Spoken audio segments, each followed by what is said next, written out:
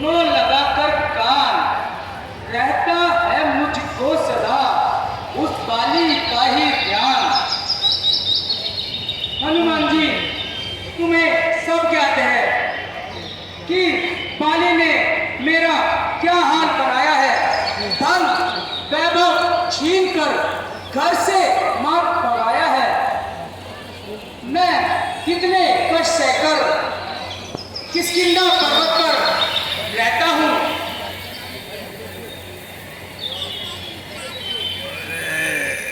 वह देखो जो बलवान युवक हाथों में धनुष बाण लिए इसी ओर चले आ रहे हैं। मेरा अनुमान कहता है कि बाली के भेजे आए हैं, इसलिए पवनसुत हनुमान तुम वेश बदलकर जाओ तो बातों का पता लगाओ तो। क्या हुआ है महाराज, आप कोई चिंता ना कीजिए। मैं अभी ब्राह्मण का रूप बनाकर जाता हूं और उनके विचार कर लाता हूं।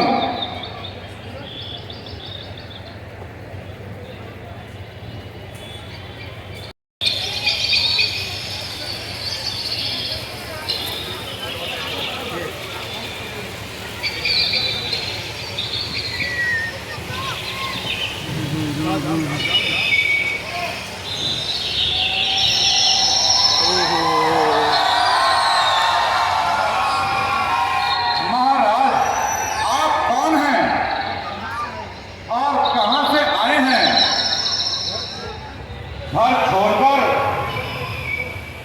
जंगल में इतने कष्ट क्यों उठा रहे हैं? आपका क्या नाम है? आप किस देश के हो? आपके माता पिता कौन हैं? क्या कोई राक्षस हो या गंधर्व हो? आपने यह धनुष बाण किस लिए उठाया है? सुनो भाई, हम अयोध्या नरेश दशरथ जी के बेटे हैं। किसी समय हमारे पिता ने हमारी माता को 2 वरदान दिए थे, जिसमें मेरे भाई भरत के लिए राज तिलक और मेरे लिए 14 वर्ष का वनवास मांग लिया। मेरा नाम राम है, यह मेरे छोटे भाई लक्ष्मण है। कुछ समय से हम पंचवटी में रहते थे और हमारे साथ मेरी धर्मपत्नी सीता जी भी रहती थी। उसे दुष्ट रावण हर कर ले गया है। कुछ अपनी भी तो बतलाओ।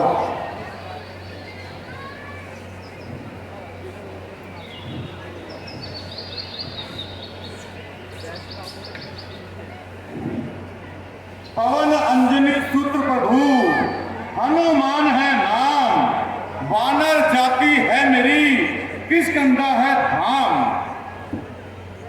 इस निर्जन पर्वत को विश्वमुख कहते हैं। सुग्रीव हमारे राजा हैं जो यहीं रहते हैं। दया का सागर अत्यंत यामी सर्वगुण संपन्न अंधे जीवों को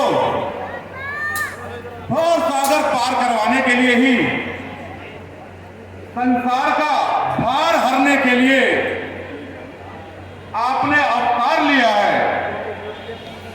मेरे मन के भावों को आप जानते हैं। मेरे स्वामी, मैं तो आपके चरणों का सेवक हूं। हनुमान जी, हमें आपसे मिलकर बड़ी खुशी हुई। भगवान को धन्यवाद है कि आज हमारी कोई सुनने वाला तो मिला। महाराज, आप कोई चिंता ना कीजिए और किस किष्किंधा पे चलकर महाराजा सुग्रीव के दर्शन कीजिए। जैसी तुम्हारी इच्छा।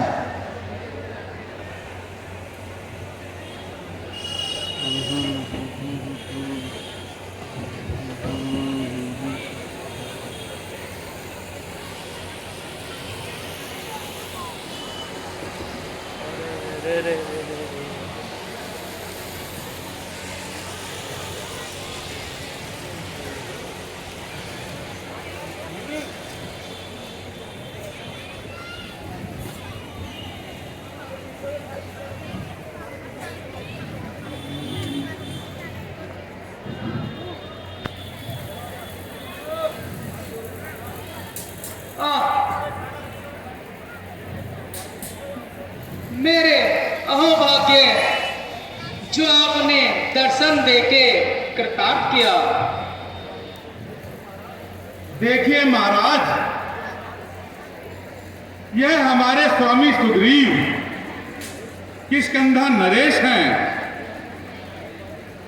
जो अपने दुष्ट भाई बाली के हाथों बड़ा कष्ट उठा रहे हैं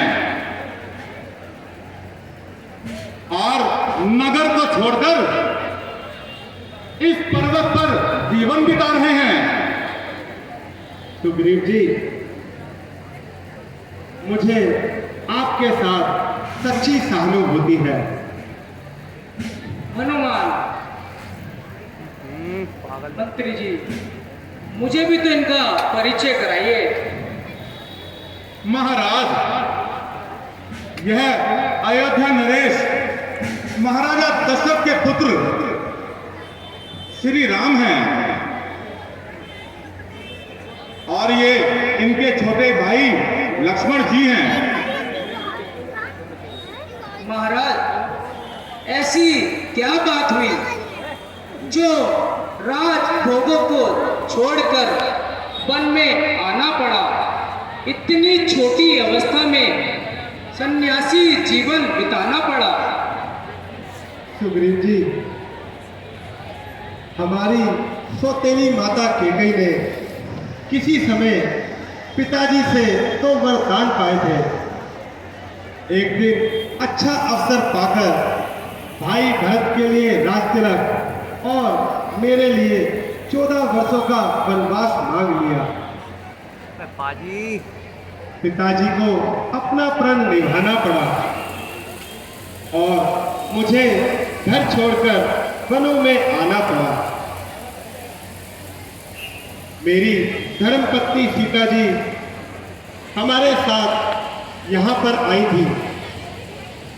13 वर्ष बड़े ही आराम से बीते और कुछ समय से हमने पंचवटी में डेरा डाला था। उसी समय हमारे भाग्य ने पलटा खाया। एक दिन लंका का राजा रावण सीता जी को हरकर ले गया और हमें महान दुख दे गया। हाँ महाराज, एक दिन मैं इसी पर्वत पर बैठा अपने भाग्य पर आंसू बहा रहा था। उसी समय एक विमान आकाश में उड़ता जा रहा था।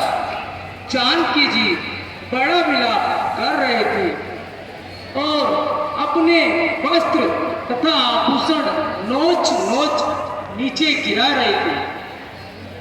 उनमें से कुछ मैंने सावधानी पूर्वक अपने पास रख लिए। तो सुग्रीव जी, वह वस्त्र और आभूषण हमें दिखलाओ। अभी लाता हूं महाराज।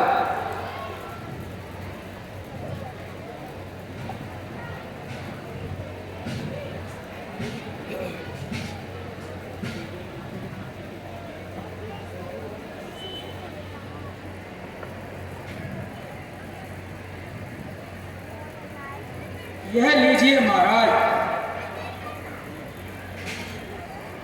हाँ, यह तो वही साड़ी के टुकड़े हैं।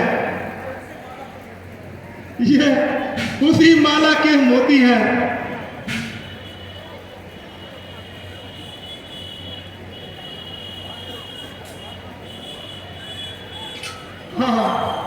यह उसी हाथ का कंगन है। आहा, यह उसी माथे का तिलक है। प्यारी सीते, तुम कहाँ हो? है निशानी आज दुखों की। इस दुखिया के सामने बाहर पड़ता निकल आओ। अपने पति के सामने। लक्ष्मण, देखो तो सही, यह आभूषण भी सीता के विरह में आंसू बहा रहे हैं। मानो उसके वियोग में आठ आंसू बहा रहे हैं।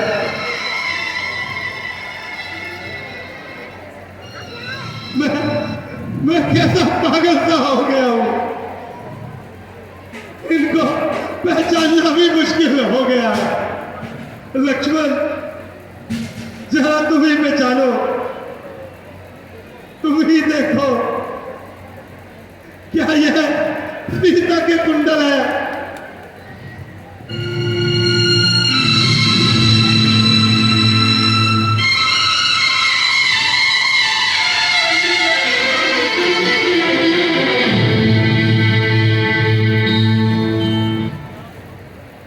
क्या बताऊं प्रभु, सर झुका तो था सदा, चरणों में उनके नाम में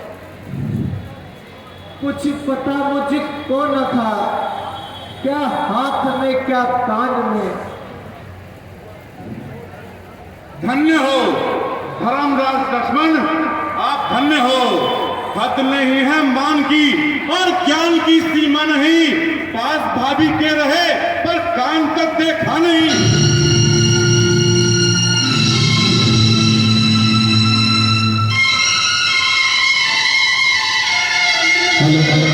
भैया गैलरी खाली कर दो, बीच में से सबको पीछे नजर नहीं आ रहा। गैलरी खाली कर दो। अच्छा सुग्रीव जी, अब अपनी भी तो कथा सुनाइए। भाई भाई की शत्रुता का कारण क्या है? सुनिए प्रभु, नगर को तजा, छोड़कर भागा, कहूँ क्या कथनी सुनानी है। यह एक विषम कहानी है।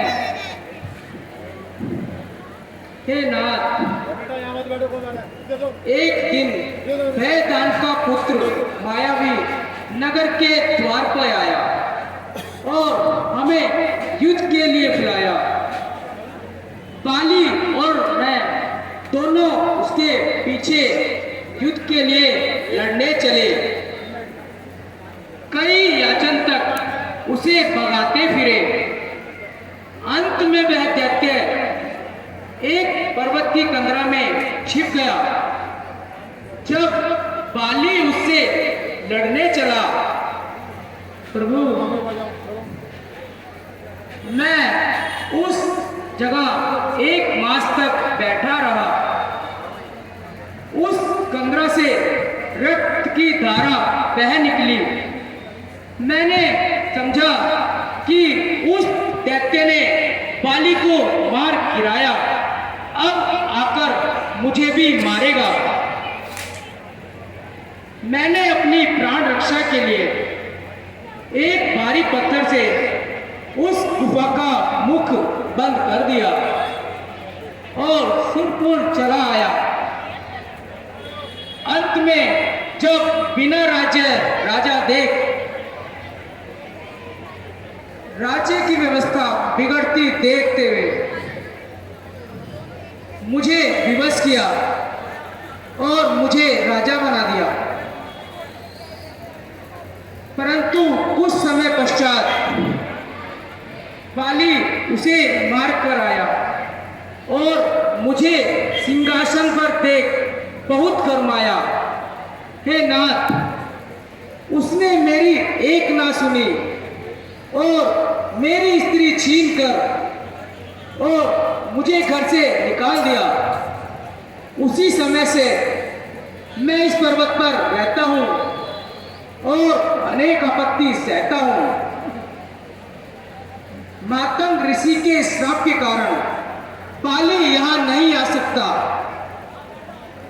निसंदेह बाली बड़ा ही निर्दयी है। पाजी तुम पिट जाओगे अब। तुम कोई चिंता ना करो, हम उसे उसके पापों का दंड अवश्य देंगे और एक ही बाण में उसे यमपुर पहुंचाएंगे। किंतु महाराज, बाली को मारना आसान नहीं।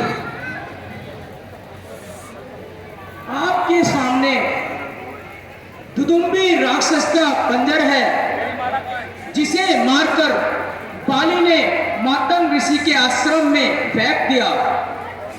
तब ऋषि मुनि ने क्रोधित हो उसको श्राप दिया, अगर तू किष्किंधा पर आएगा तो जलकर राख हो जाएगा।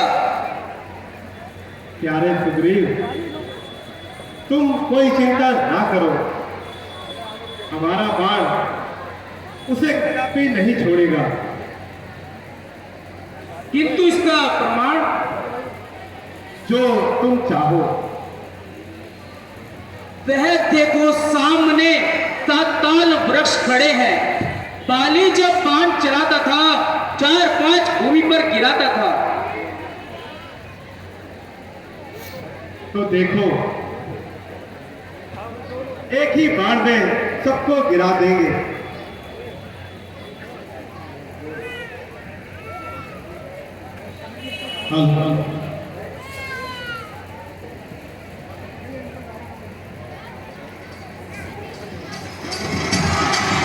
सियापति रामचंद्र महाराज की जय।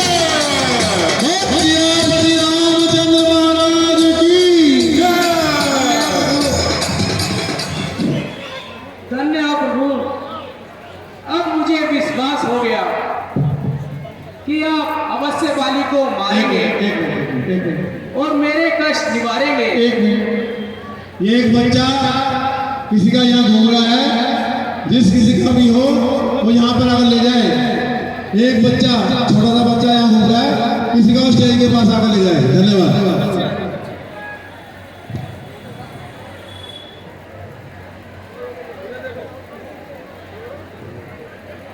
धन्य हो प्रभु, धन्य हो। अब मुझे विश्वास हो गया